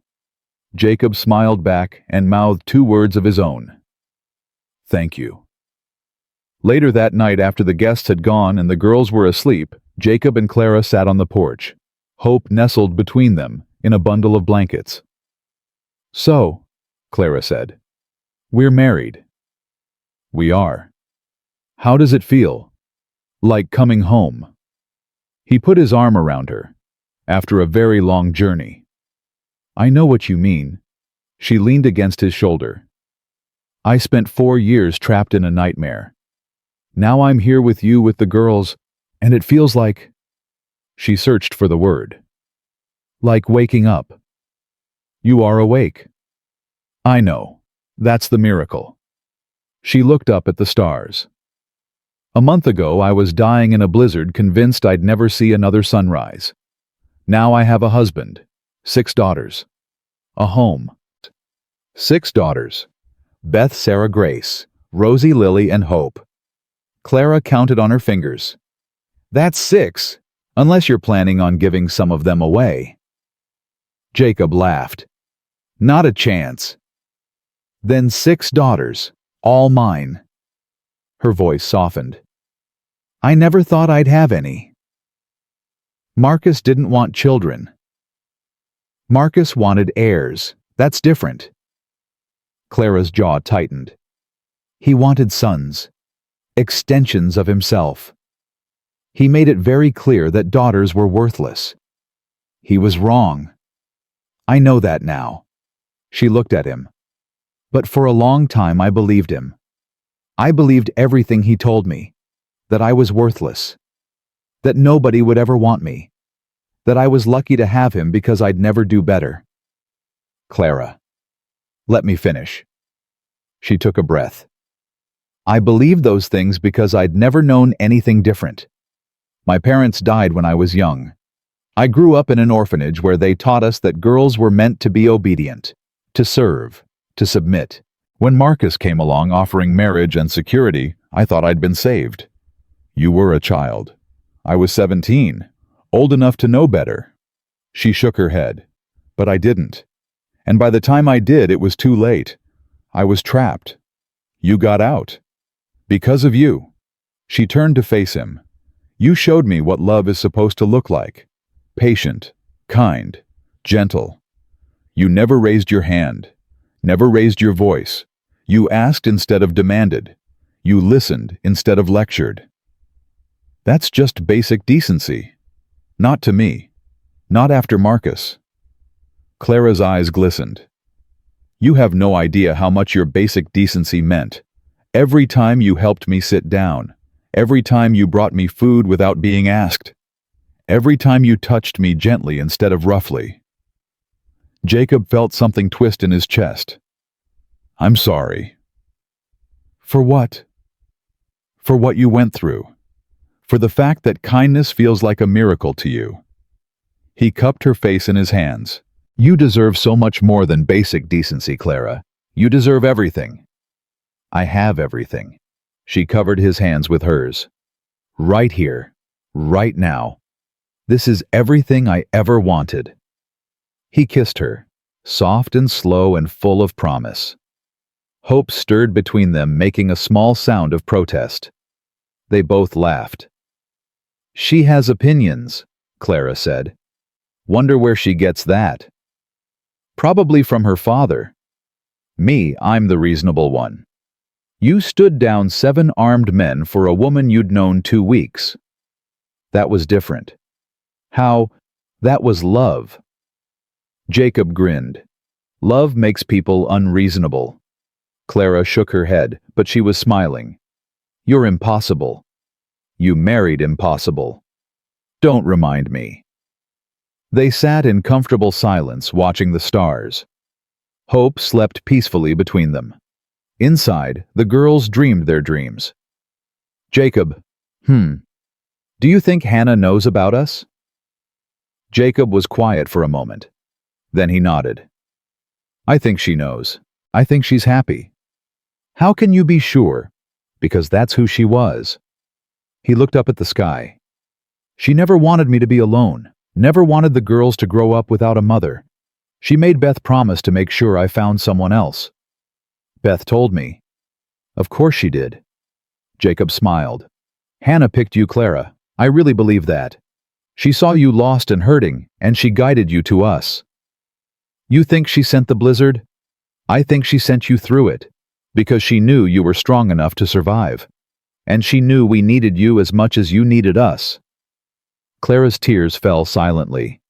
I wish I could have known her. You do know her, through the girls, through me, through everything she taught us about love and family and never giving up. She sounds amazing.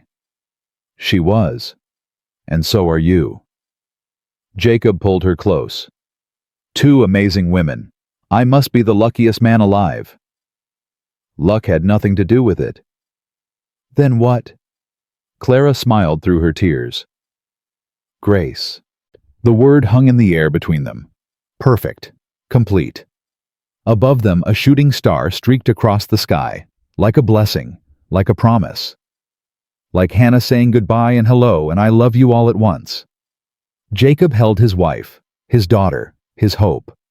And for the first time in a very long time, everything felt right. 6 weeks of peace.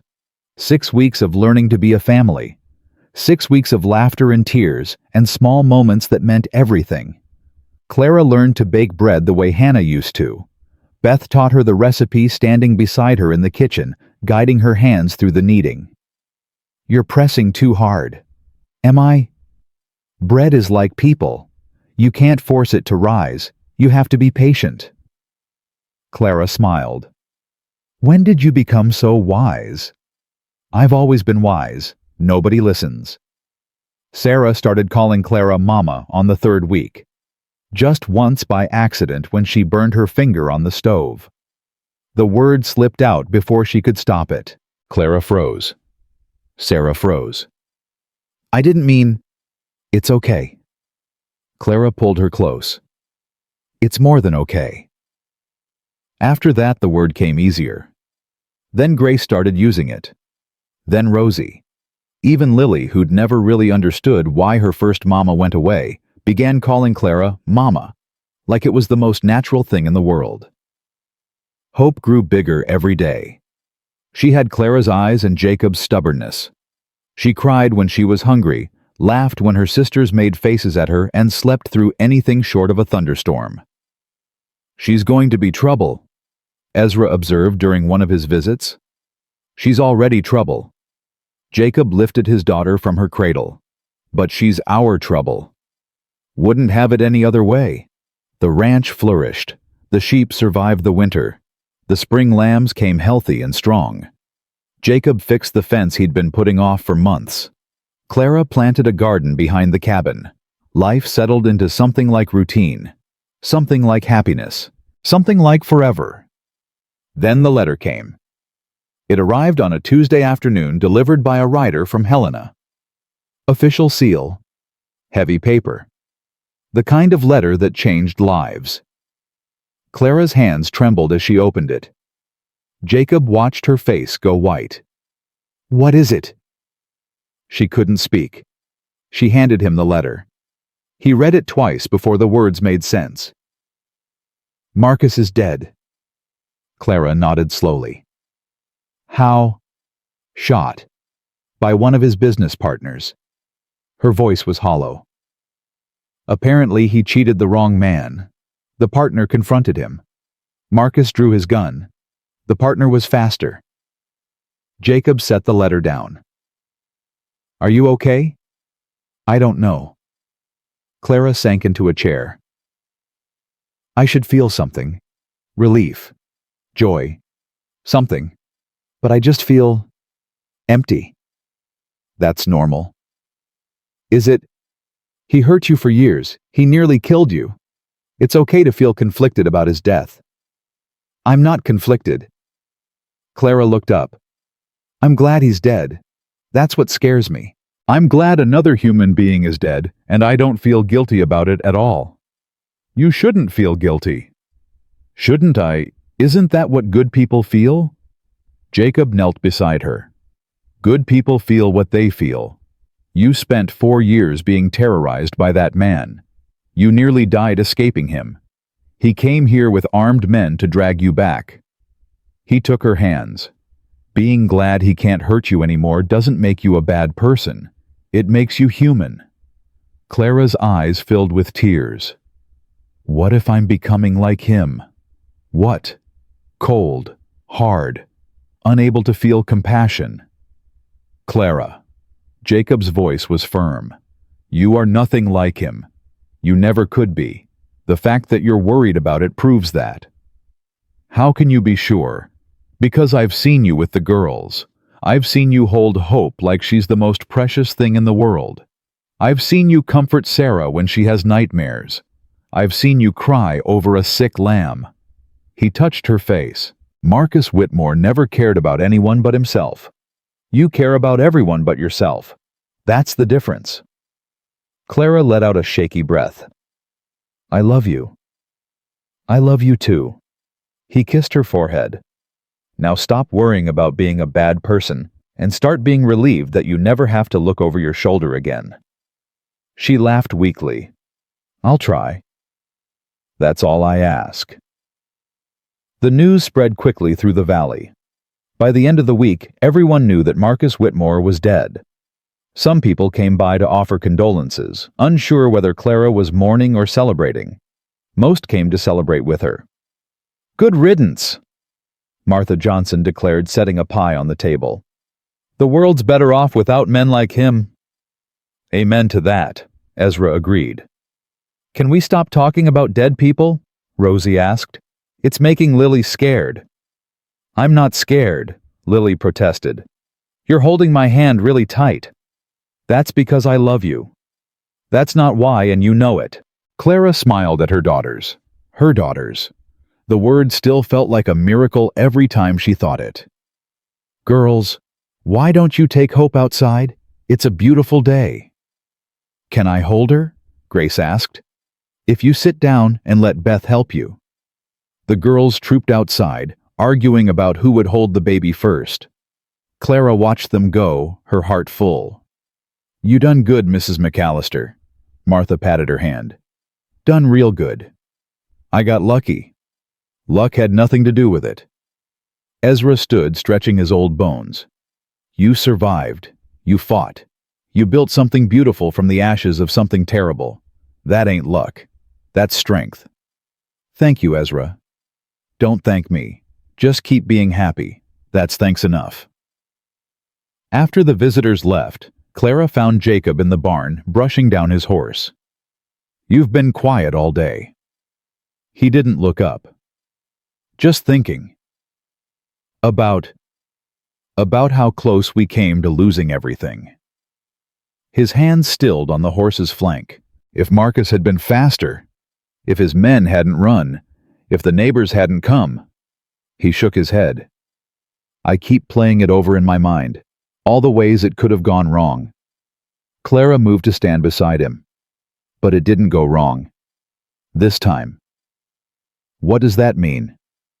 It means the world is dangerous. Jacob finally looked at her. It means there are men like Marcus everywhere. Men who take what they want and destroy what they can't have. And I can't always protect you from them. You don't have to protect me from everything. I want to. I know. She took his hand. But that's not how life works. You can't control everything. You can't prevent every bad thing from happening. Then what can I do? Love me. Love the girls. Be here present alive. She squeezed his fingers. That's all any of us can do. Jacob was quiet for a long moment. Then he pulled her into his arms. When did you get so wise? I've always been wise. Nobody listens. He laughed. Beth says the same thing. Where do you think she learned it? They held each other in the quiet barn surrounded by the smell of hay and horses. Outside they could hear the girls laughing, hope crying, life going on. I'm scared, Jacob admitted quietly. Of what? Of losing this. All of it. He tightened his grip. I lost Hannah. I almost lost myself. Now I have you and Hope and this beautiful crazy family, and I keep waiting for something to take it away. Nothing's going to take it away. You can't promise that. No. Clara pulled back to look at him. But I can promise that whatever comes, we'll face it together. You're not alone anymore, Jacob. Neither am I. That's what family means. Family. Yes. She smiled. This strange, beautiful, impossible family we've built. It's ours. And nobody, not Marcus, not fear, not death itself, can take that away from us. Jacob looked at her. At this woman who'd walked through hell to find him, who'd given him hope when he'd forgotten what hope felt like. I don't deserve you. Probably not. She kissed him softly. But you're stuck with me anyway. Best thing that ever happened to me. Second best. Clara patted her stomach. Speaking of which, Jacob's eyes went wide. Are you? I think so. She was smiling now, tears in her eyes. I wasn't sure, but Mrs. Johnson confirmed it this morning. You're pregnant. Yes. Again. That's usually how it works. Jacob let out a whoop that startled the horses.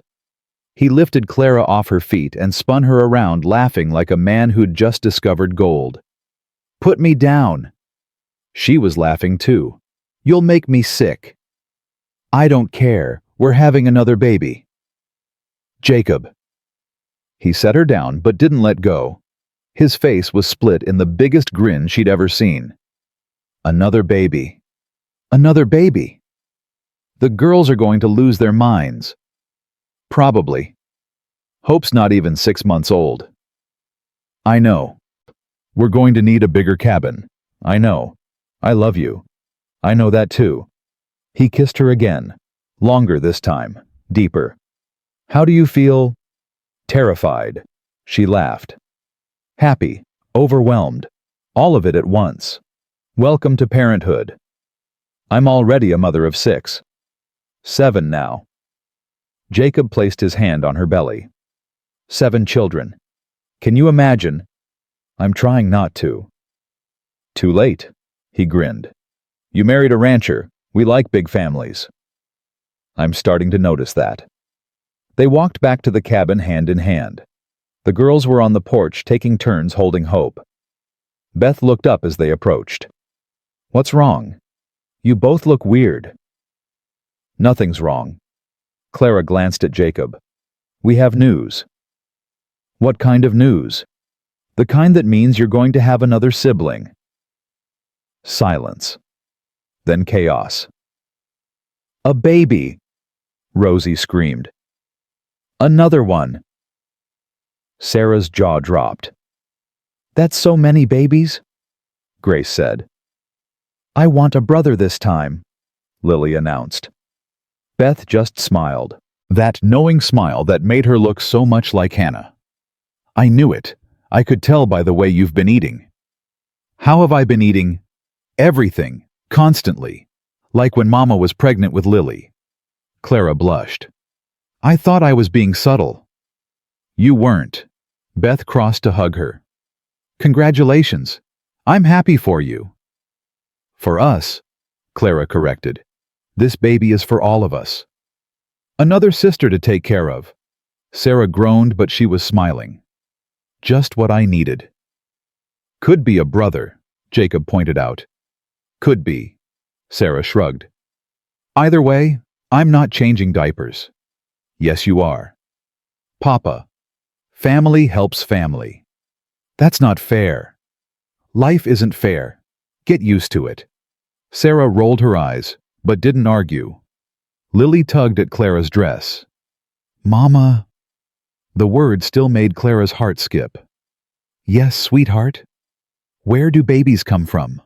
Everyone froze. That's a complicated question.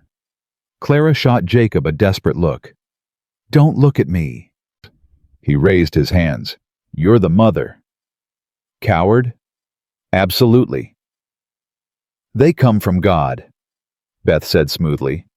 He puts them in mamas' bellies when he thinks families need more love. Lily considered this. So God thinks we need more love. Something like that. Okay. Lily accepted this with the simple faith of a 3-year-old. Can I have a cookie? After dinner. But I want one now. Lily. Please. Clara sighed. 7 children. She was going to have 7 children.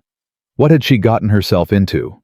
But looking at them, at Beth's quiet wisdom and Sarah's fierce loyalty and Grace's gentle heart and Rosie's boundless energy and Lily's stubborn joy, she knew she wouldn't change a thing. This was her family, her home, her life, and it was perfect. Summer came slowly to the valley. The snow melted, the flowers bloomed, the sheep grew fat on new grass, and Clara grew rounder by the day. You're beautiful, Jacob told her every morning. I'm enormous. Beautifully enormous. That's not a compliment. It is to me. The new baby came in August on a day so hot that even the horses refused to move. Clara's labor was easier this time, faster, less frightening. By evening, she was holding another daughter in her arms. Another girl. Jacob shook his head, laughing. I'm surrounded. You love it. I do. He kissed the baby's forehead. What should we call her? Clara looked at the tiny face so new to the world. Then she looked at Jacob. Faith. Faith. Because that's what got us here. Faith that things would get better. Faith that love would find a way. Faith that we were meant to be a family. Jacob's eyes glistened. Faith McAllister. I like it. Faith and hope. Beth appeared in the doorway, the other girls crowding behind her. That's poetic. Can we see her? Grace pushed forward. Gently. She's very small. The girls gathered around the bed, peering at their newest sister. Hope, now 6 months old, watched from Beth's arms, apparently unimpressed by the competition. She's tiny, Rosie whispered. You were tiny once too, Sarah reminded her. Was not. Were too. Girls.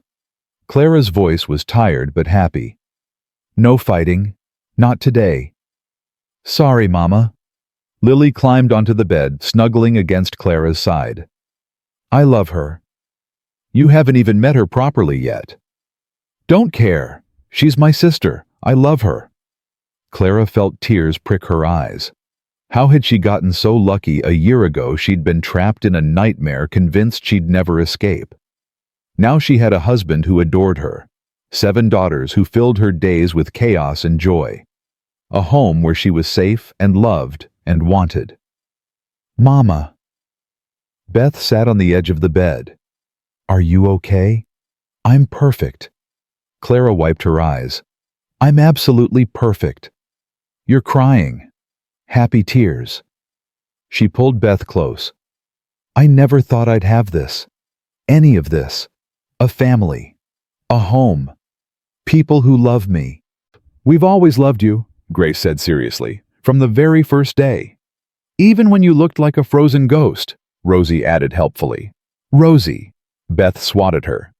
What? She did, Clara laughed. She's not wrong. I didn't think you looked like a ghost. Sarah's voice was quiet. I thought you looked like someone who needed help, like someone we were supposed to find. The room went quiet. Sarah rarely spoke about her feelings. This was the most she'd said in months. That night, she continued, when Papa brought you inside, I was angry. I thought he was trying to replace Mama. I thought if we helped you, it meant we were forgetting her. Sarah, let me finish. Sarah's jaw tightened. But I was wrong. You didn't make us forget Mama. You helped us remember her. The way you braid Grace's hair, that's how Mama did it. The way you sing to Lily at night, those are Mama's songs. The way you love Papa. Her voice cracked. That's how Mama loved him. With everything. Clara was crying openly now. I'm glad you came to us. Sarah met her eyes. I'm glad you're our Mama now. And I know Mama would be glad too, because all she ever wanted was for us to be happy. She took a shaky breath. And we are. Because of you. Clara opened her arms. Sarah hesitated for just a moment, then she fell into them. Thank you, Clara whispered. Thank you for letting me be part of your family. You're not part of our family. Sarah pulled back her face fierce. You are our family. The other girls piled onto the bed surrounding Clara and baby Faith in a tangle of arms and legs and love. Jacob stood in the doorway watching. What are you doing over there? Clara called. Just looking. At what? At everything I almost lost. His voice was rough. At everything I almost threw away. He crossed to the bed, somehow finding room among his 7 daughters.